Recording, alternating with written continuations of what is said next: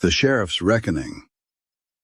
The desert was hot enough to cook a man's boots, and the buzzards knew it. They circled lazy above the Bisbee Road, waiting on what lay below. Sheriff Eli Carter reined his bay horse at the edge of the wash, jaw set hard. A body lay sprawled near the mesquite. A man in trail-worn boots. A man Eli knew better than anyone alive. Daniel Carter, his younger brother. Eli slid down from the saddle slow, as if moving quick would change what was already true. The blood had dried black in the dust. One bullet had caught Daniel high in the chest. Another had torn through his back as he fell. The horse tracks told the rest. 4 riders, 1 boot dragged on the right heel, a scar in the dirt. A mark Eli would have known anywhere. Jed Crowe. Eli's hand tightened around the brim of his hat. Crowe had robbed miners, shot ranchers, burned wagons. But killing Daniel, that was personal. The sheriff laid a kerchief over his brother's face and stood. He didn't speak a prayer. He wasn't sure he had one left. Instead, he said the only words he could mean. Jed Crowe, I'll see you in hell. Then he mounted up, turned north, and rode. News ran faster than horses in Tombstone. By sundown, everyone knew the sheriff's brother was dead. The saloons were quieter than they should have been. The piano sat closed in the Crystal Palace. Men drank without laughter, as if Crowe's shadow might step through the door at any minute. Widow Glass, who ran the boarding house, stood on her porch when Eli rode by. "I'm sorry for your loss, Sheriff," she called. Eli tipped his hat. He didn't stop. There'd be time for grief later. Maybe.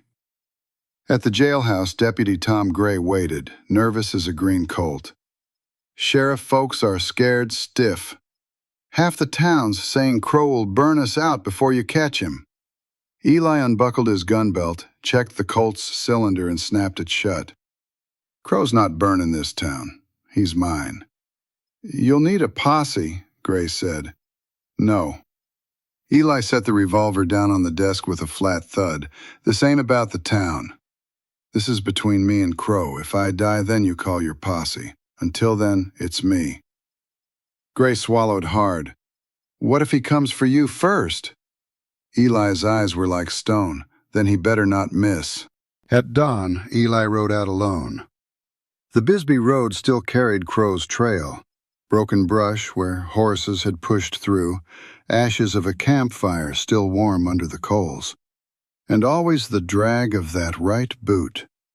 Crowe wasn't hiding. He wanted Eli to follow. By midday, the sheriff found sign of a fight. A stagecoach had been stopped, the driver shot in the leg, the lockbox torn out. Eli bound the man's wound and gave him water. "Was it Crowe?" Eli asked. The driver nodded weakly. "Black hat, scar on his jaw. He's got 3 with him." They rode west. Eli saddled back up. West meant mesquite draw, rocky cover, good water. Crowe was baiting him, setting the ground for a fight. That was fine by Eli. He spat in the dust, swung into the saddle, and muttered to the trail, "Keep running, Jed. I'll catch you." The bay carried him toward the draw, steady as judgment. Mesquite Draw was a place made for killing. Rock walls, thorn brush, shadows deep as wells. Eli Carter lay on his belly at the ridge, eyes on the camp below. 4 horses at water, 3 outlaws around a fire. He knew the faces. Mallory, Danner, Cruz. Crowe's pack. Eli raised his rifle, drew a bead on Mallory's chest, and squeezed. The outlaw spun backward, dead before he hit the dirt. Danner grabbed for his pistol, but Eli's second shot split the ground at his boots. The man froze, eyes wide. Cruz dove for cover, knife flashing.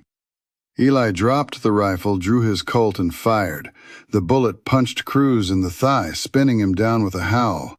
Then came the voice. "Sheriff!" Jed Crowe stepped out from the rocks, Colt in hand, black hat low. He limped worse on the gravel, but the sneer on his scarred face was steady. "You've got grit, Carter," he called. "I'll give you that, but you'll never catch me alive." He fired twice, bullets whining off stone. Cruz dragged himself into cover. Danner scrambled, firing wild. Smoke from the fire thickened as Crowe kicked it high with his boot. By the time Eli fought through the haze, Crowe was gone, his horse pounding into the rocks, the survivors fleeing with him. Eli holstered his Colt, jaw tight. He'd killed one and wounded another. Crowe had lost blood and men tonight, but he was still breathing. Eli spat in the dust.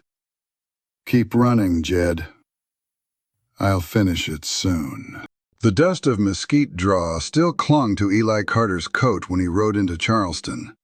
Mallory was dead back there. Cruz had bled into the rocks, and Danner had run screaming with Crowe. 3 men gone, but not enough. Crowe was still breathing. Eli knew better than to chase blind into the hills. Crowe would lay traps, and a man could ride forever on bad trails and guesswork. What Eli needed was Crowe's next move. That meant Charleston. He tied his bay outside the dusty spur and pushed through the batwings. The place smelled of smoke, sweat, and cheap liquor. Dice rattled in the back. Cards slapped the tables, but the noise thinned when the sheriff's boots hit the floor. Eli walked slow to the bar. Pete Murdoch froze behind the counter, halfway through pouring whiskey. His slick hair shined like oil in the lantern light. "Sheriff," Pete said, voice tight, "sorry to hear about your brother." Eli laid a hand on the bar, heavy as stone. "Save it. I'm looking for Jed Crowe." The room hushed. A piano man closed his lid. Murdoch licked his lips. "Ain't seen him." Eli unbuckled his Colt and set it on the bar, slow enough for every eye in the room to follow. "Try again." Pete leaned close, voice barely a whisper. "All right." He came through. 2 nights back. Bought supplies. Said he had business lined up. "What business?" "Payroll wagon," Pete said. "Government coin, rolling to Contention City. Crowe's aiming to take it. Tomorrow. Sundown." Eli holstered the Colt, his jaw tightened. "Good. That gives me time." He turned for the door. "Sheriff," Pete called after him. "You'll need more men." Eli stopped, hat brim low. "I don't need more men. I just need Crowe." Then he pushed out into the street, mounting up as the piano struck a nervous chord behind him. Tomorrow would be blood. The road to Contention City cut through flat country, mesquite and greasewood breaking the horizon. The payroll wagon would have no place to hide, and neither would Jed Crowe. Eli Carter left Charleston before dawn. He scouted the road, found high ground above a narrow cut, and waited. The sun burned down all day, the heat rising in waves off the stone. He didn't move, didn't speak, just watched the trail. By late afternoon, the rattle of wheels carried on the wind. The payroll wagon rolled steady, 2 mules pulling, a pair of guards riding alongside. Eli rode down, flagged them to a halt. "Sheriff Carter," one guard said, wary. Eli tipped his hat. "Crowe means to take this wagon. He's coming at sundown. Best thing you can do is keep them mules steady and stay low when the shooting starts." The guards looked at each other, pale. They weren't gunfighters. They were clerks in uniform. "Do as I said," Eli told them, and took position among the rocks above the cut. The sun dropped lower. Shadows stretched long across the trail. Then came the sound Eli had been waiting for, hoofbeats, hard and fast. Crowe and his gang thundered into view. 3 riders now, Crowe in his black hat, Cruz, bandaged but alive, Danner, wild-eyed, with pistol raised. "Take the box!" Crowe shouted. Eli stood, rifle braced. The first shot boomed, and Danner pitched from his saddle, dead before he hit the dust. Cruz wheeled his horse, firing wild into the rocks. Eli ducked, shifted, fired again. The round caught Cruz in the shoulder, spinning him sideways. His horse bolted, dragging him across the trail. Crowe roared, pulling his Colt, eyes burning. He fired at the wagon, shots cracking off wood and iron. The mules screamed, guards ducking low. Eli took careful aim. He could have ended Crowe then, put a bullet through his chest. But the outlaw spurred hard, cutting his horse behind the wagon, dust clouding in the setting sun. By the time Eli cleared his sights, Crowe was gone, vanishing into the haze. 1 man left alive and running. The payroll wagon rattled on, guards shaken but safe. Eli lowered his rifle, jaw clenched. He'd killed Danner, crippled Cruz. Crowe was alone now, but still breathing. The sheriff climbed down slow, spoke steady to the guards. "Keep that box tight and get to contention. Crowe won't trouble you again." They nodded fast, grateful. Eli mounted the bay, watching the line of dust fade west. Crowe had slipped the noose again, but now he was desperate.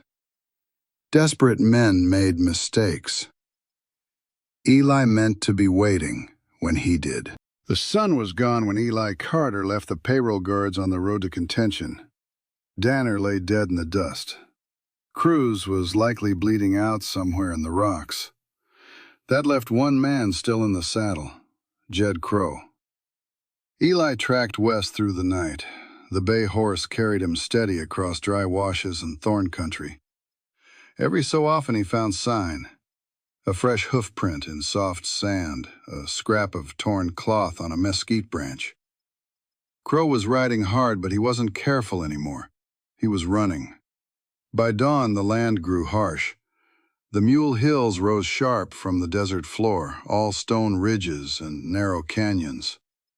A man could disappear up there, or set an ambush good enough to bury 10 sheriffs.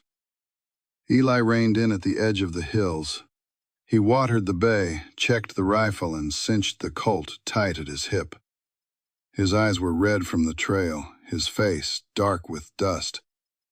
Crowe was up there, alone, desperate, dangerous. Eli pressed on. The trail wound narrow between stone walls. Ravens croaked above, shadows cutting across the rock. Eli rode slow, senses sharp. At one turn he found the ashes of a small fire, still warm. Crowe hadn't gotten far. Another mile and the ambush came. A shot cracked from the ridge. Eli jerked the reins, the bay rearing as dust exploded by his boots. He swung from the saddle, rifle up, scanning the rocks.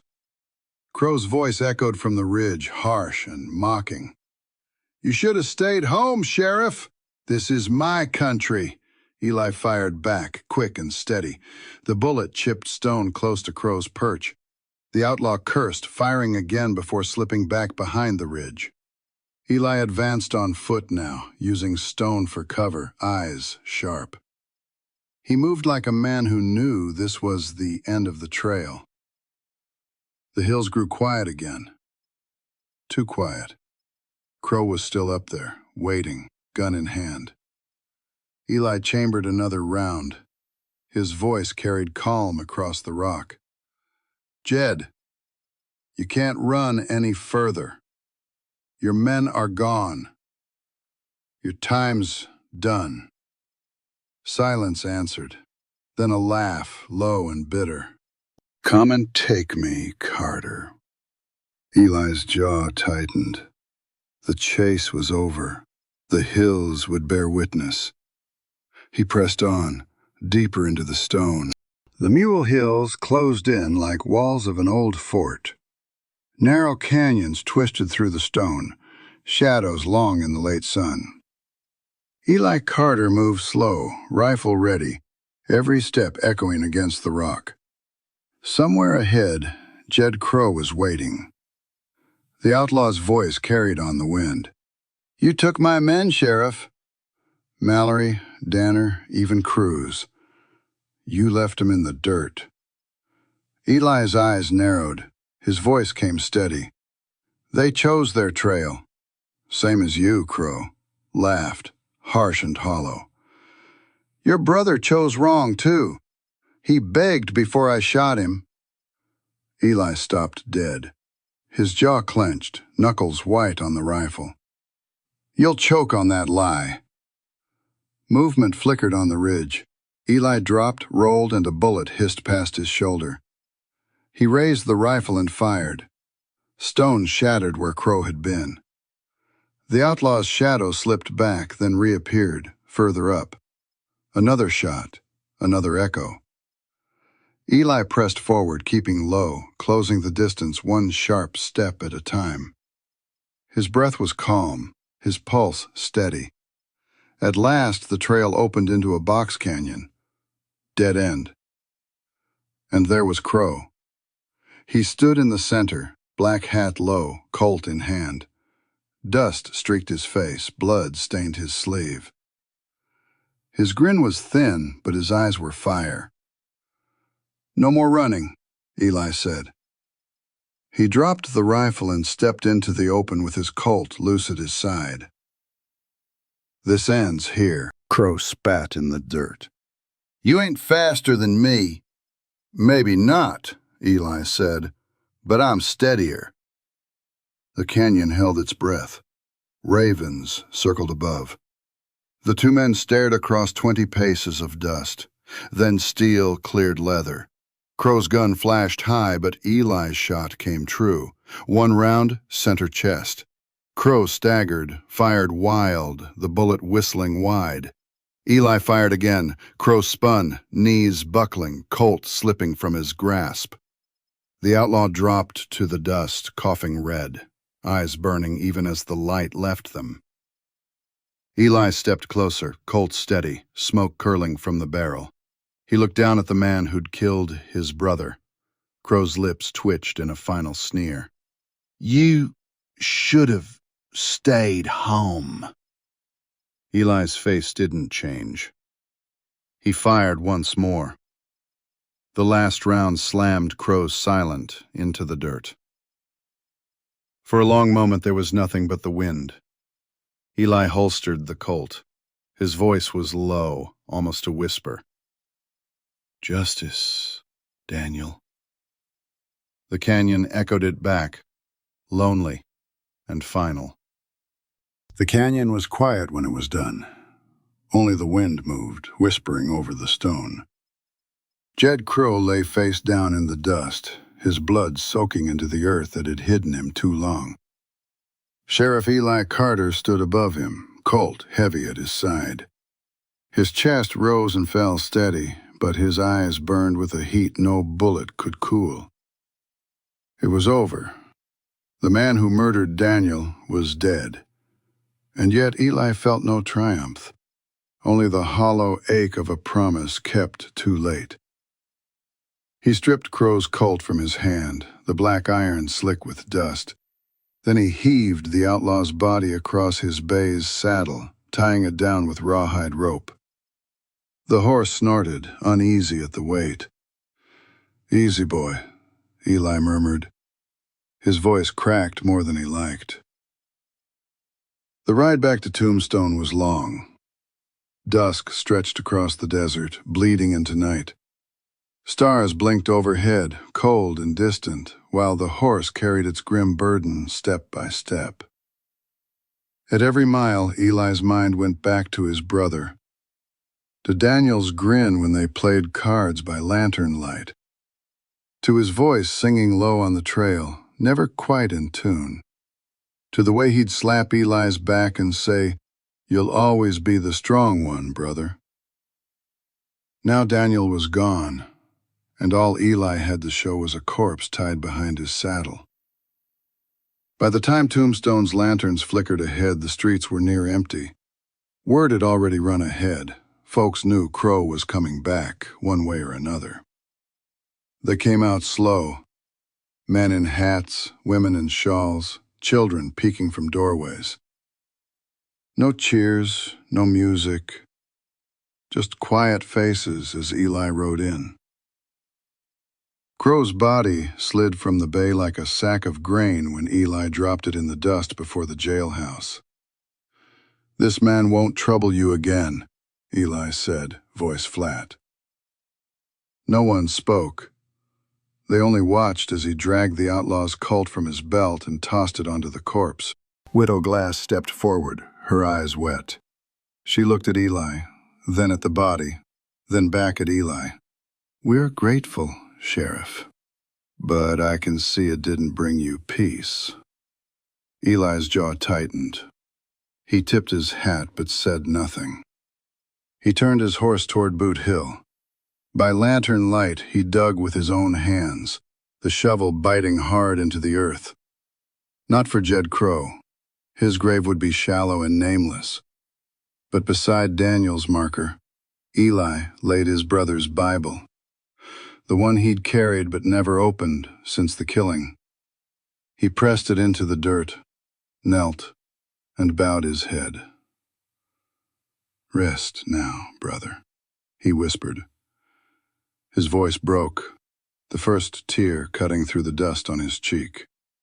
"I kept my word." The wind answered soft, stirring the grass. Somewhere, a church bell tolled. Eli sat in the dirt a long time before rising. His legs were stiff, his heart heavier still. Justice had been done, but it hadn't brought peace. Boot Hill was still in the morning light. The air was cool, the desert hushed as if holding its breath. Eli Carter stood over Daniel's grave, hat in his hand. The marker was plain, the earth freshly turned. He reached for his chest. The tin star came free with a snap. He turned it in his fingers, the metal catching the pale sun. Once it had shined bright, now it only felt heavy. "This badge carried me through every fight," he said softly. "But it couldn't save you. And I can't carry it any longer." His throat tightened. He knelt and pressed the star into the earth at the foot of the grave. The tin glinted once, then dulled under the dirt. Eli bowed his head. "I kept my word, brother. Crowe's gone, but the law's done with me." He rose, set his hat low, and turned from the grave. The wind stirred, carrying dust across the hill, but Eli didn't look back. Tombstone would find another man to wear the star. Eli Carter walked away alone, leaving the badge buried with his brother.